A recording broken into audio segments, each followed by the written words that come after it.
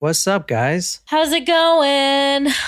I'm improving by the day on antibiotics. Thank goodness. Had another dose like an hour ago. So You still feel like shit? I mean, I'm on the road to recovery. I'm definitely not. I'm coughing most at night and first thing in the morning. My throat doesn't hurt nearly as bad. I do feel still pretty zapped energy wise. Like when we finished playing video games last night at like 8:15, you left and went to the other room. Like I went right to bed at 8:15, like asleep. So as we had shared, Jen has basketball practice, turning her teammates into superstars. So she should be back next week. I know her family is going to be in town for Thanksgiving, so hopefully she's also back on Saturday with us. She may need the break from the fam. Yeah. But she did want us to relay that we have 2 new supporters this week. All right. We've got Megan, Small Taco, Megan, and Lane, our newest Taco Supremo. Megan and Lane, thank you so much, everybody. Welcome. We will obviously be skipping the surprise shot this week because we can't do surprise shots without John on bongos. Hey, Brittany. Yeah, but John's still gonna take a shot by himself. yeah, I'm gonna take a shot. Who really needs it? Like whose day could be a little brighter if they see me take a shot and dedicate it to them? You're not doing a hot shot, are you? No, because that would make people's day brighter. It's Deserono. That's like the best shot ever. I know. I mean, I'm not trying to punish myself. I just want a shot. Oh, Brittany says me. She needs it. She needs it. All right. Well, she was the first to respond. It would make my month. Oh my God. What's going on, dude? Well, yeah. Tell us more. Holy shit. All right. Well, John won't sing, but he'll take a shot for you. And I am in spirit. Not only will I take a shot for you, Brittany, but I will not make a face while doing it. So, please. If you made a face while taking a shot of Disaronno, there would be serious problems. Smooth, man. Well, you take one then. I can't. I'm on antibiotics. I'm going to try my best. I need it to work this time. Try my best not to make a face. Well, cheers to you, Brittany. I do hope this makes your month. Cheers, Brittany. Oh, God, it came up a little bit. So tonight we're doing a story that I will perform a backflip if you've heard this story before. Ooh, good trivia question, Brandon. Did you just hear me? I said I would do a backflip. Do you even know how to do a backflip? No. Nicole is doing trivia. If you want to participate in trivia, you got to be a Taco Supremo. Obviously, this is not for you guys listening now, but for the YouTubers and whoever listens to this on podcast, support us, patreon.com/talkmurder, or go to talkmurder.com. If you click this little button down here that says join now, you can see all the Patreon stuff that we're giving away. We're giving away a Joe Kinda homicide photo. I think we have 2 more left, and one of them is going to Megan or Lane, whichever one is a Supremo. Lane. We have a rare true crime news photo that you can't buy anywhere else. These are, you've seen them. They are really rare. True crime comic books, cards, and trivia. Also access to our Discord, all that cool stuff. So I'm super excited. All right, let's start this thing, shall we? Let's do it. Tonight we're going to July 10th, 1973. I don't think anyone's heard of this story. I would like to say that I'm the first one to cover it, and while I'm usually correct in saying that, I'm just going to let you guys tell me if you've heard of this story. But we are going to Czechoslovakia tonight. But are we going to the Czech Republic or Slovakia? Well, it's nice. Czechoslovakia is no longer. Okay, well, what year are we going to, Niquiz? Well, in 1976 it was, but I'm saying today. Well, then obviously we're going to when the story's taking place, and it's not 1976, it's 1973. Sorry. We're going to 1973, July 10th, 1973, in Czechoslovakia, which is now called the Czech Republic. A little bit of trivia here. If you didn't know why they renamed it the Czech Republic, it's because no one could spell it the way. Oh, man. We're going to Strassmayer Square or about there. So this is in Prague, the Czech Republic. Okay, yes. What's up, Faith? Hey, Faith. So, Faith, we are going to the Czech Republic tonight, and this is in 1973, July 10th. And literally, I think this is it, y'all. I think that's it right there. You'll see. Now, it looks a lot different from what it did in 1973, obviously, but I think we're on the right street here. So this is where we're going. It's a densely populated street. And even at the time in the Czech Republic, it was still a densely populated street. There's a lot of people waiting right here at a tram station, or this would be where the tram station was back in 1973. Who's at a tram station? Who usually gets on the tram in 1973 in the Soviet Union? I mean, public transportation is pretty popular in Europe, though. That's correct. So people going to work. What time is this? This is at about a little after 1 p.m. 1 p.m. All right, we are along Prague's Defenders of Peace Avenue. Okay, that's what it was called. I don't think it's called that today. This was during the Soviet Union. Well, I guess we are getting back to the Soviet Union. Yeah, this is back in the USSR. Yeah, a huge truck. This boy right here. Now, it ain't like an Amazon truck today. This is 1973, but this at the time was about the biggest you're going to get for a transport truck right here. Now, tell me, would this thing do some damage or not? Yeah. Thing would do some major. That's a big truck. It is a big truck. It's a very big truck. And it's all metal, baby. It is all metal. And a little after 1 p.m. on July 10th, along the Prague's Defenders of Peace Avenue, driving towards Strassmayer Square, this big old bad boy truck, the Prague RN, called the Irinka truck, comes barreling down the street. Now, this happens, especially with this truck, as you're going to see. This truck is very hard to drive. Not only is it big, but it's also heavy. The brakes are not very good because they're using regular brakes in this huge truck that has a lot of torque and a lot of power. Heavy brakes are needed to stop this thing. Not only that, it is so heavy that the steering wheel, you have to actually use force to keep the steering wheel straight. This big truck is really hard to control. Trucks like this today aren't like it because we have, what's the thing called? Power steering. Okay. This truck doesn't have power steering and is huge. So whoever's driving this thing has to struggle, just a normal driver, to keep it on the road because the wheel is... Well, it's like driving down these streets. They're narrow. Narrow. Cobblestone, you know? So very rough. This is obvious. This is not an easy area to drive in, and it's city driving. Exactly. And this is the time of day where most of the commuters are taking public transport, and this is right at the tram station. So this truck that you see comes barreling down the road, and oh my God, are the brakes out? What's going on? Is the driver, did he pass out? Did he have a heart attack? But it's okay because he's obviously going to hit this taxi right in front of him, and no one's going to be injured. However, as it approaches the taxi, it's almost like the driver intentionally hops it onto the sidewalk. That same sidewalk you saw where all those patrons waiting for the tram station are waiting. At this point, there are about 20 people waiting to get on the tram. And all of a sudden they look over and this truck is 10 feet away from them going over 60. And a truck like that, that's going to do some damage. You can't turn to the right because there's a wall. Yeah. Obviously the building. If you turn to the left, you're in the street, which is probably safer. You definitely can't outrun this thing, and you definitely don't want to go towards it. So your options are very limited. And in that quick of a moment, you most likely just and just pray for the best. That truck runs over 18 people. Oof. What up, Oregonian? Oh, what's up, man? 18 people. That truck barrels over 18 people. The truck hits a light pole and obviously it stops.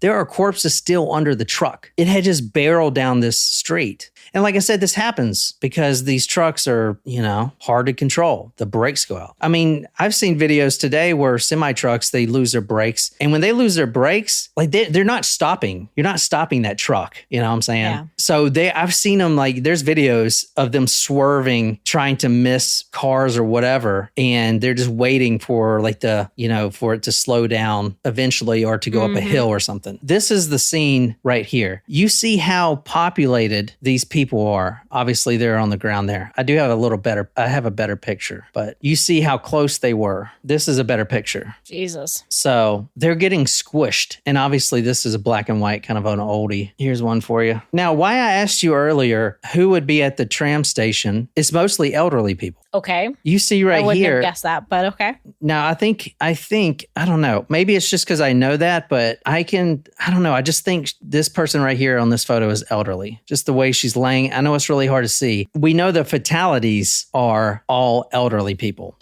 even though, like I said, 18 people in total were hit. So what do you think of this so far? Pretty terrible. Yes. Here's a good photo right here. I mean, you look at the blood. Yeah, that's pretty. You can see the blood. I know it's black and white, but this is all blood, like down here too. And you notice it's drag marked. Look, there's someone's, I think that's someone's head or something under there. Like this is could be the hitch. I can't tell, but that is a lot of blood on that sidewalk. I know, but whoever that's a drag mark. Drag mark, but whoever it was is under that truck unless he was pulled out, because that drag mark goes under the truck. Yeah. And the truck is stationary at this point. Yeah. So, and you see the bodies right here. So, I mean, it's just a whole bunch of them. Look, there are injured people too. Like this man's injured. I don't think he's dead, but look at this blood. Oof. That's pretty bad. But like I said, it's, accidents happen. Do they though? The truck is stopped. People are gathering around. The driver, he must be in some sort of shock state. Oh my God. That's why he's not exiting the vehicle. A cop runs over there, not to arrest this person, but to say, what the hell? What, did the brakes go out? Shit, did this happen again? Did you lose control? Did you lose control? What happened? The first thing the cop notices is there's a woman driving the truck. Oh, God, here we go. Oh, here we go. John's making a story about women drivers.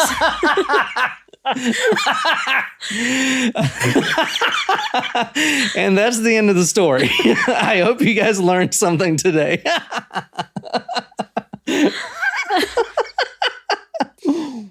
For God's sake, woman, did you fall asleep behind the wheel? One of the officers asks her. No, I didn't fall asleep and the brakes are fine. I drove onto that sidewalk on purpose, and it's my revenge on society for the way it treated me throughout my life, the young girl answers. Oh, this is like a youth of today. It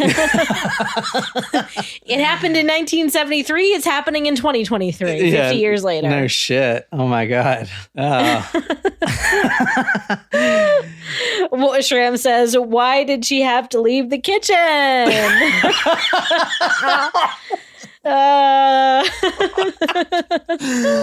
Oh, shit. You said it, not me, because if I would have said it, I would have been canceled. You and I both know what you were getting at with this. What the hell? She did it on purpose? That can't be right. For the way society has treated me. This is her right here. How old is she? She is 22. And life done her rough, right? This is the story of Olga Hepnarová, a truck driving mass murderess. Murderess. She did this on purpose. Quote, I turned the steering wheel onto the sidewalk where I leveled the steering. I drove onto the sidewalk and ran over people. I maintained the direction of travel of the vehicle along this sidewalk and along the wall until the end. When I ran over all the people who were there, there was free space in front of me and I hit the station post. Then the car stopped. That was all. What more can be said to that? That's what she says. Very matter of fact in this. Okay. So did she know these people? Like she's saying she's out for revenge for society, but these were elderly people. Like, what did they do to her? Not that anything justifies it, but I'm trying to understand her logic here. Well, the tricky thing about this story, and like I try to do with all the stories, is understand the logic. Because that's what matters, all right? Everyone knows she did it on purpose, but why'd she do it? Did society really wrong her? Was this a political act? I will tell you, the newspapers at the time, this is during the Soviet Union, the USSR, and Big Brother and censored media ship. this case was not covered locally in the news. That's why you can't find any newspapers about it. Interesting. And if it was covered, it was labeled as a political act, because if they said anything else, that would be an act against communism or whatever. So this story is really hard to understand, but the most important fact is her psychology, why she would do this. Perhaps she was wronged and this was a political act. But if you read into her letters and her journals, you'll see that it wasn't. It was something else. It wasn't a political act against communism or anything else. It was something deep going on in her own psyche that caused this. So it's a very interesting case. And yeah, I hope you guys are going to like this. So this 21-year-old just ran into a group of people and killed 8. So where do we start with this? Number one, I told you how hard it was to drive that truck. And number two, how did she even get that truck? Was it like her family's? No, it wasn't her family's. But I do think we should start at her family. Okay. And because I think that's the best way we can describe this woman. Friends saw Olga as a freak or a spoiled brat who lives too well. They envied her high-ranking, wealthy parents. At a time when everything had to be set up in queues, the Hepnar family lived as if communism were not there. Interesting. So she was born into a wealthy family? But like that's not a thing in communism. I know, but and all these I have all these sources here. The reason I didn't put from this paper is because they're all in Czech and you can't even pronounce them. So the interesting thing about like the cues, so I think I've shared this with you guys before. So the cues? Yeah, like lines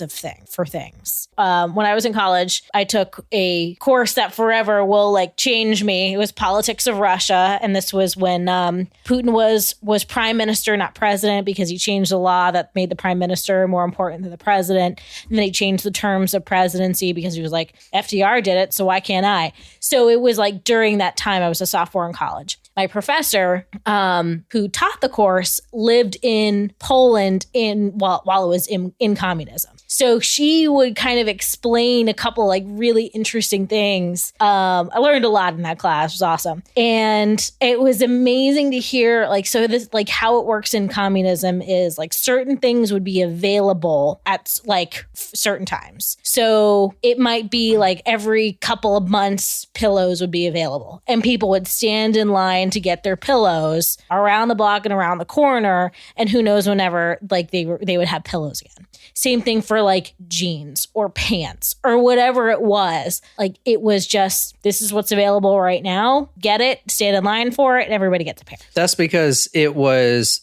the state actually said, okay, we're going to give this many pillows at this time. Yes. But that's not efficient because you don't have a supply and demand type of system. Right. And it was same, like everybody gets the same. Yeah. Didn't matter if you were like, there was no rich, poor type, thing. Just really interesting. So you think when that statement said that she and her family lived like communism wasn't a thing, like what do you think that means? Maybe there was some corruption, going on in her family that made them have more, or they were like government officials or something maybe?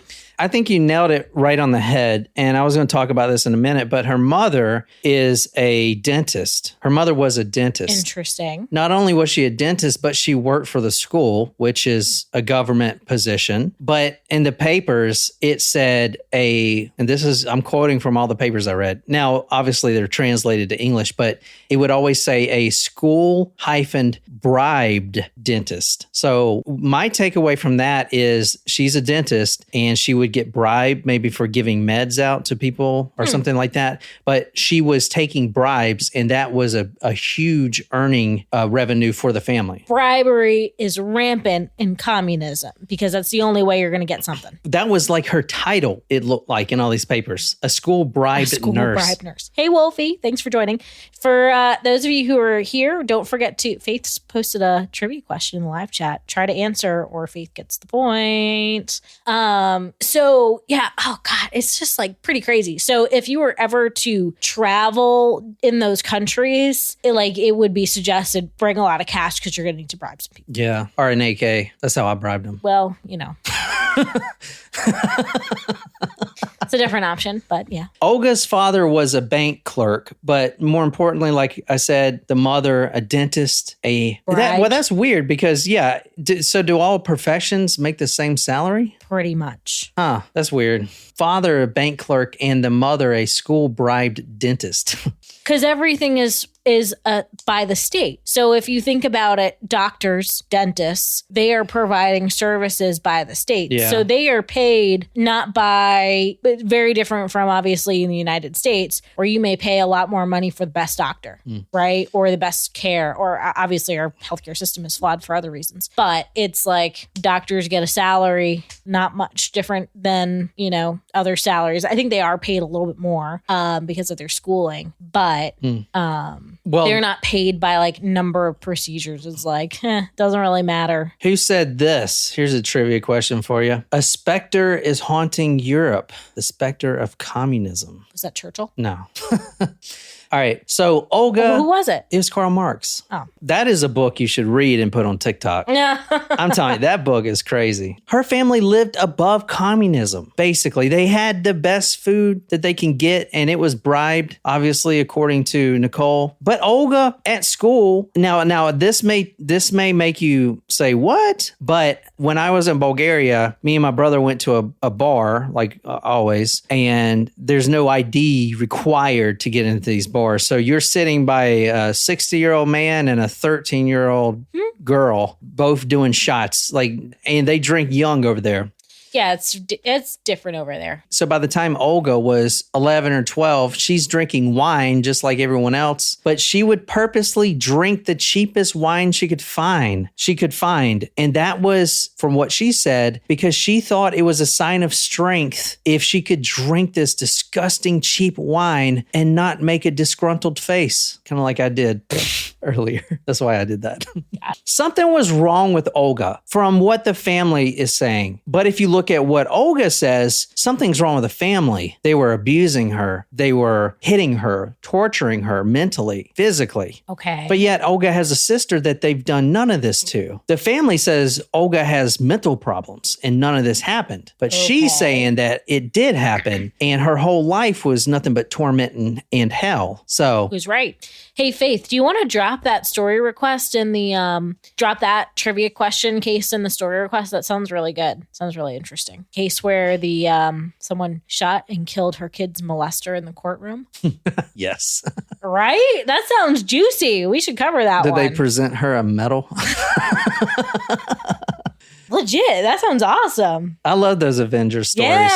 Yeah. So growing up, 10, 11 years old, Olga's having these problems and they're manifesting themselves at school and people don't understand why because she's living in a family of high status, okay? When she was 12 to 13 years old, she found some pills in the cabinet. Now remember, her mom's a dentist. Bribed dentist. Bribed dentist. So she would have these extra pills available so she can sell to whoever. But Olga, found these pills. They were called Meprobamat. They were a powerful hypnotic, and she took about 10 of them. Oh, dear. Her sister found her unconscious and bleeding out of her mouth. She was rushed to the emergency room by her mother, and her stomach was pumped. This is what the mother said to her when they got back home. My mother told her that in order to kill herself, you have to have strong will, and she certainly doesn't have one. This was another reason to hate the parent, but also herself, because through such words, Olga felt weak, not brave enough, says Michalina Oslanska, a Polish actress who played the character of Olga in a documentary.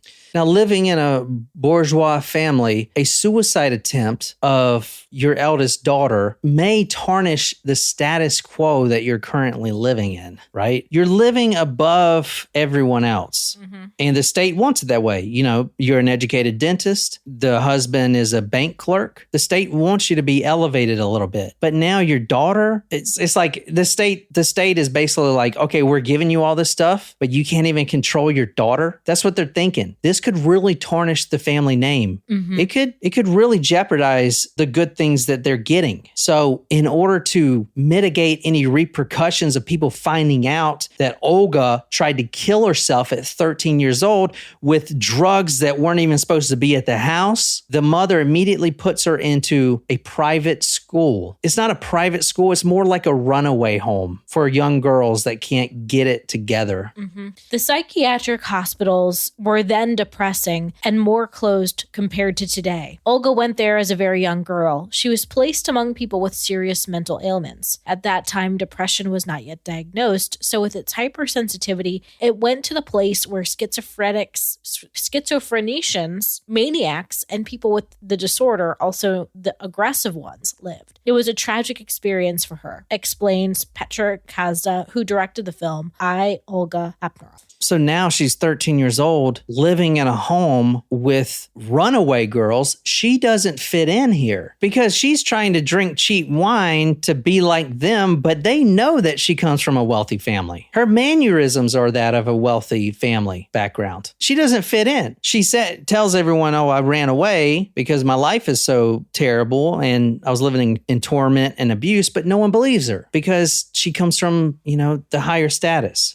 So it's very hard to figure out this woman. I will tell you that. She attempted to escape the hospital once by faking a pill overdose. She completely faked it, but she couldn't escape the paramedics once they found out that nothing was in her system. Okay. At the time, these girls in this runaway home, they're living in bays, kind of like an army barracks. They each got their own bunks, but they're living in one single room. So, and there's really not any supervision, or at least what needed to be there. So the medics bring her back, throw her back in this bay with all these girls that don't like her anyway. And what do? They take her to the shower. And they're going to punish her for what she did because she made it worse on everyone. Everyone gets punished in this communist system. Mass punishment. What one does affects everyone. So these other girls, about 10 or 12 of them, drag poor 13-year-old Olga to the shower. They strip her. They tie her hands to the shower head. They beat and rape her. Now, Jesus. Yeah, these girls are, they're juveniles, delinquents. That's what they are. With mental problems. Exactly. And with bad families. Somewhere in the time span of Olga living in this facility and hating it, she did discover that what she thought now, she was a full lesbian. She'll later recant that. A sexologist will later come out and say that Olga Hepnarová is neither homosexual or heterosexual, but asexual. So not only do you have a 13-year-old girl who has these mental problems, but now she is confused about, is she supposed to like girls or is she supposed to like boys? Or no one. And in this home that she was in, she would see girls hooking up all the time. One psychiatrist would later say that Olga is suffering from Asperger's syndrome. It is thought that Olga may have suffered from Asperger's, plus she had a lot of trouble recognizing emotions of others. So you would think she is a sociopath or something, but I think there was something deeper going on because she couldn't connect to anyone. When I saw one psychiatrist say Asperger's, I don't know much about that disorder, but don't they have trouble connecting with other people? Like lack of social cues. Exactly. Her communication skills were also impaired. So she was very quiet and shy, and you would think she was strange, especially if you didn't know about any disorders. And this is 1973 in Czechoslovakia. Asperger's was not a thing. They didn't even recognize depression in this time. Okay. So much less Asperger's. And that was years later. She also didn't trust people or the world. And that may be because she couldn't connect with anyone. Something was going on. No one will ever know what was going on, but something was going on in her head. Something wasn't right. She comes from a good family, and her sister is not being abused. Her sister saying that she wasn't abused. Something's going on in her head. She would refer to herself as a, quote, human footstool. The thing to really know about Olga is she was tormented. Maybe not in real life, but to her, it was reality. She was being punished for everything, for everyone's transgressions, for everyone else's sins. She was getting punished, but yet she wasn't, it was in her mind. One psychiatrist said said she may have been schizophrenic, having hallucinations of herself being abused and punished. Like I said, no one would ever know. She would tell psychiatrists later that her parents would always treat her sister better because she believed that herself, Olga Hepnarová, was, quote, unloved, ugly, and strange. So she was very not woe is me, but very... Well, she was depressed. Yeah. You know? Yeah. Can you... But she felt like the world was out to get her. Yeah. But she didn't just feel that. She saw that. Like, that's what she believed was reality, that the world literally was out to get her. And the thing you're going to see is her psychology is, I'm being tormented and there's only one solution, one final solution. And that solution didn't happen when I was 13, and it can't happen because my mom told me I didn't have a strong enough will. So I know that solution can never happen. And we're going to get to this in a second. She tried to kill herself at 13. Right. Because that's the final solution. The final solution is her dying, her getting out of this world. You know, like some people just are not happy, or just when some people that commit suicide or whatever, it's not like they're depressed or they're, trying to get someone to love them. They just don't want to be here anymore. They're not sad or whatever. They feel like they don't belong in this world. So her solution at 13 was to get out of the world. But her mother said she's not strong-willed enough, which why would you tell your daughter that? It's crazy. And the mother did admit to saying that. But also by saying that she didn't make that attempt again. So she because she knew it wouldn't work. But think about it. What's her final solution? Think about it. What's her final solution? To get out of the world. How do you do that? She can't kill herself because her will's not strong enough. What's the only other way to do that? To have someone else kill her? There you go. It reminds me a lot of this Belgium case we did. His mother kills her kids. Oh. And then... Oh, God, that was an awful one. She begs and begs and begs the court system to put her to death. You remember? The court killed her because that's what she wanted. Mm-hmm. It's the same thing. You read more into Olga's story, she just wanted to get out of the world. And she knew she couldn't do it herself because she's got a mental disorder, and she firmly believes her mother when she says, you're not strong-willed enough. So I got to figure out some other way to do it. So that is like truly her goal. Yes. Is to have someone kill her. Yes. Or to be killed. Exactly. That is a psychology that I found. And once you understand that, you kind of understand the story. She thought she was a human footstool. That's what she said. She was being tormented, even if it was just in her mind, and she wanted to exit the world. That is her ultimate solution. And she has to get out of the world somehow. And what she came up with was the only way she can get out of the world is if she was put to death. So to do that, she had to be put on death row, or their equivalent to death row, which is like, basically a month later, you're fucking dead. They don't fuck around over there. It's not like some of our criminals that stay on death row for 40 years. Yeah, no kidding. Kind of defeats the purpose, but what else? But she would tell psychiatrists that she was tortured and abused, that her parents treated her sister better. All the then adult members of our family treated me as if I had been picked up somewhere like a found child. Even my older sister had a negative, rather hostile attitude towards me. That was the beginning of what then continued to the extent that they crippled my soul, Hepnarová later recalled about her childhood. Now, keep in mind, mental illness and stuff like that wasn't discussed back then. So she may have Asperger's, but to society and even her family, she's just a spoiled brat. Why is she complaining? You're tormented? What the hell? You got more than anyone else. But that's not how it works. So she herself, Olga, is extremely confused because why is she like this? She's not supposed to be like this. She lived in this imaginary state of always being harmed. However, she knew that there had to be an ending to her story, a final solution that would get her out of this crooked world. She thought back to her mother when she said she didn't have a strong enough will to kill herself, but maybe society would kill her. That was a solution. Suicide by execution. Suicide by execution. I think I termed that. I wrote that in there. I was proud of myself. Can you read what Olga's father said about his daughter? Olga's father testified about his daughter. There's no denying that I didn't get on well with my daughter.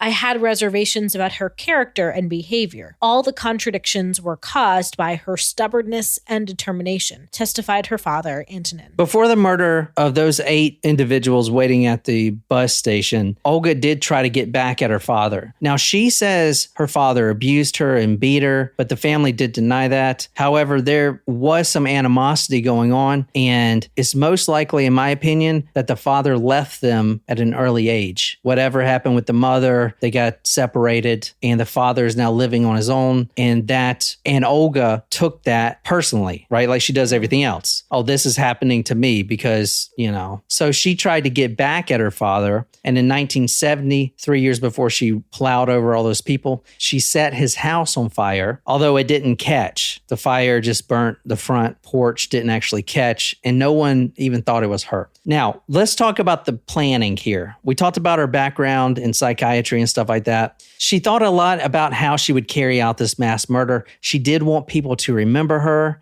She thought about climbing a tower and shooting, quote, people like ducks, but that wasn't feasible. Where's she going to get a rifle for that? She also thought about derailing a train, but, how would that even work? She was good at one thing in life. I'm talking real good. She was real good at one thing, and that was trucks. When she left her runaway home, she had this intense desire to have her own apartment and a stable lover, a female lover. Unfortunately, that female lover never stayed. Now, she did go through men and women. Neither one stayed. The only job that she could get to get this apartment that she wanted, coming from a runaway home and basically having no name attached to her because the family's kind of disowned her, is a truck driver. The state gave her the job of a truck driver, which was unheard of for women for obvious reasons.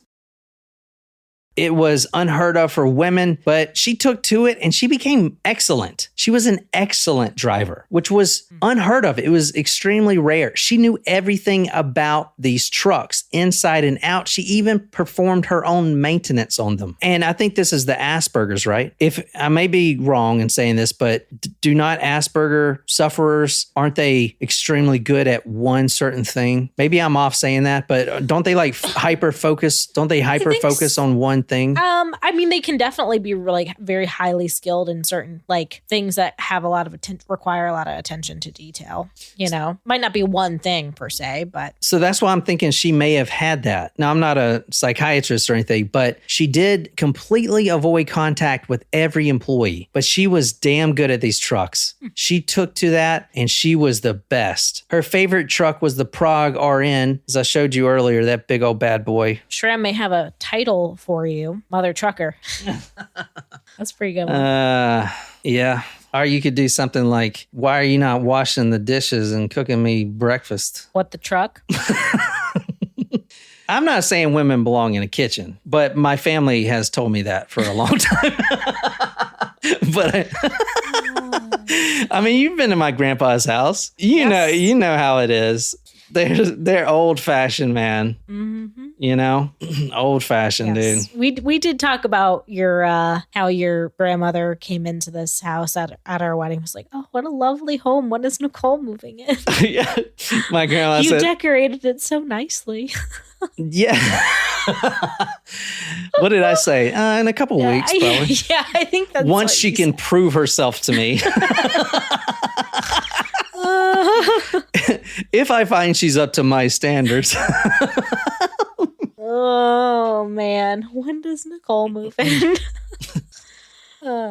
This is the truck right here. It was very hard for me to not say anything, but I did. If you knew it was good for you, I let it ride. You would be quiet and go make the turkey sandwiches. This truck was notoriously hard to master, even by the best drivers. Hence, the cop immediately asking this girl if she lost control. What happened? Or the brakes went out. This truck had an extremely difficult control system. It required both muscle and strength to keep the steering wheel from turning sharply. And it became even more difficult when changing gears. If you're a listener that doesn't know what a manual transmission is. Do you know how to drive a stick? Nope. I mean, like a automobile stick? Nope.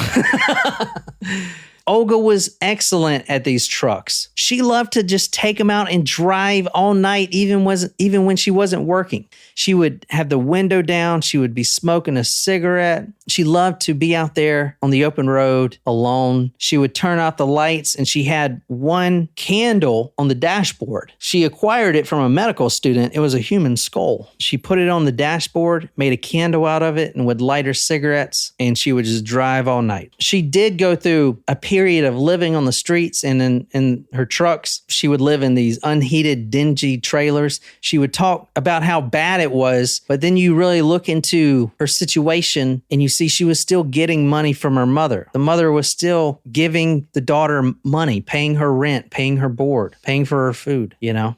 But Olga still felt tortured, even though she was getting that. She found a small room and went through a string of women lovers, but none stayed after they saw her personality, her true personality. She would push these people away, push away her lovers. I did write that she may have had borderline personality, because that's kind of what people with that do. They like to push people away, you know? Although she despised her family, she still accepted money from them. Her mother even bought her a car to practice on how to drive so she could become a professional driver and take her driving tests and stuff like that, because no one had cars back then. This is what she would say about her little apartment. I was quite often cold in Olesko because the cottage was not, as many predicted, set up for a permanent stay. And I also had difficulties commuting to work. For example, I missed a train or bus, which caused other inconveniences, which were otherwise more than enough from beginning to end, and Olga Hepnarová recalled later. So she would be thinking this was tormenting for her. Most people, you know, would be happy to live off the streets. From 1972 to the killing day in 1973 was the happiest time in her life, because she found a long-term girlfriend that understood her more than anyone else. Her name was Miroslav, and they were best friends, lovers, best friends, and she was there to the end. However, Olga's path was already determined. She already knew the final outcome. She already knew that she wanted to die, that she wanted to get out of this world. And unfortunately, I think that was her mental disorder that made that decision, because that was the one time she could have lived happy. She was really happy with this girl. The girl was happy with her. That makes me sad that that didn't change her mind. Like she didn't see that there was something worth living for. I don't think it was enough time, you know? And honestly, I don't think she could change her mind. I think it was the mental situation going on. I don't think she wasn't abused by her family. You don't think so? No, I don't. I think she thinks she was. I think she was. I think in her mind she was. But the sister's not abused. The father's not even home. The mother's not abusing her. But she was sent away. But she was sent away. And bad things happened to her there. Yeah, but not by her family. The girls at the home did terrible things to her, raped her and beat her, you know? So she was abused there for sure. I'm not saying the family didn't abuse her, but I mean, the sister didn't say anything. She was living at the home too, you know? Yeah. Anyway, so I don't know. Maybe behind closed doors. I don't know. Olga's path was already determined. She sold her little apartment and bought a small car and started living in it. She loved that car, but even that love wouldn't last, because this is what her mental disorder told her to do. That's what you do when you got borderline personality disorder. You throw things that you love away. That's what's hard about it, you know? And at 21, you don't know what that is. You don't know how to control it, you know? That's why I think she may have had also borderline personality disorder, because you push a lot of people away, a lot of people. And like I have it, I was diagnosed. I pushed a lot of people away. But now that I know, like I'm older, I know that I'm doing that, and I can at least see that, and that helps a whole lot. Yeah. I mean, you know, knowledge is power, you know? Yeah. So, but at 21, shit, you know, I feel for her. I really do. I mean, I also feel for the 8 she's killed, you know?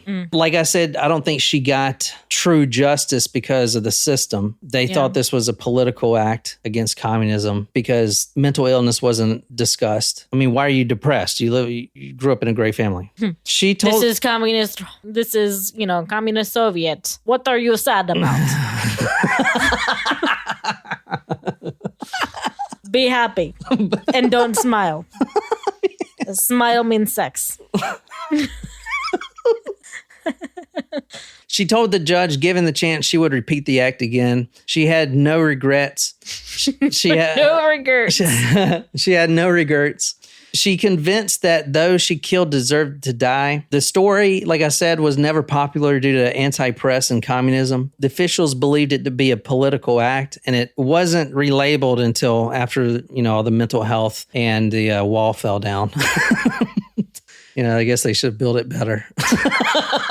Build it better. But let's talk about the killing right quick. Let's talk about what actually happened. July 10th, 1973. This is from novinky.cz. Charles V., who lent her the truck, was impressed by her driving. The man checks the condition of the vehicle one last time and then hands it over to the young woman. He also reminds her that the car has been overhauled and the steering needs to be adjusted accordingly at a speed up to 60. He advises the girl, and she says, "That's clear." She pays 260 crowns for the rental and 20 crowns for the practice ride. She gets into the Arinka, as the car was called, and drives off. It was shortly before 10 o'clock that morning. Olga Hepnarová was going to take revenge on the world. Now, it'll be a few hours before she actually does the deed. She's waiting for the busiest times, and she actually goes to a few different places and decides not to go. Before she actually left in the truck, however, she put 2 letters in separate mailboxes addressed to 2 different editors of the state paper, and the letter said the same thing, and it was her manifesto, which said this: I am a loner, a destroyed person, a person destroyed by people. I therefore have a choice to kill myself or to kill others. I choose to avenge my persecutors. It would be too easy to leave this world as an unknown suicide. Society is too indifferent, rightly so. My verdict is, I, Olga Hepnarová, the victim of your bestiality, sentence you to the death penalty. You know, I try to do the story justice, but it's really hard to see inside her mind. But the murder day is a little after 1 p.m. She puts those letters in the mailbox. She drives around. She's looking for the most casualties. A little earlier, I also thought I could choose Wenceslas Square, but I rejected that because I would attract attention there with the truck even before I did anything, Hepnarová said later. In the end, she decided on Strassmeyer Square. Can you read the next one? The last one. She made another round in the car. On the next approach, without thinking, the gas was pressed with cold blood. 3 people were killed on the spot, 5 on the way to the hospital. Another 12 were seriously injured. So Olga was hanged for her crimes on March 12th, 1975. About 2 years later, at the Pankrak prison, she was the last woman to be executed in the Czechoslovakia. She was 24 years old when she was executed. Jeez. This is the truck. I mean, look at that. Look at that damage. That's from hitting people. Jeez. Right? And that's solid steel. Yeah. Wow. I mean, she just drove over the people and just I found it interesting that she didn't use her own truck that she loved.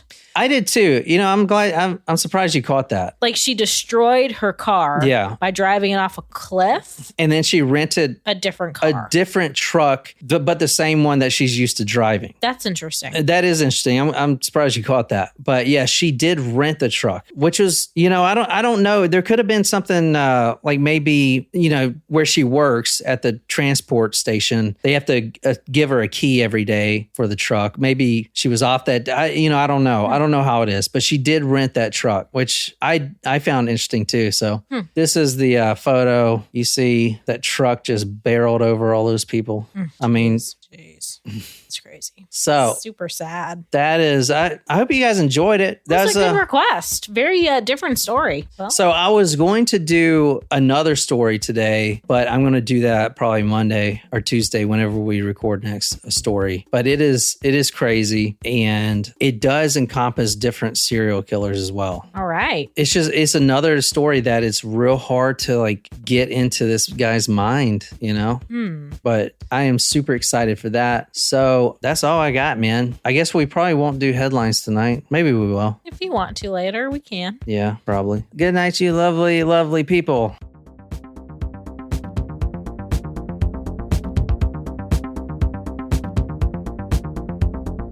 I kind of run this shit.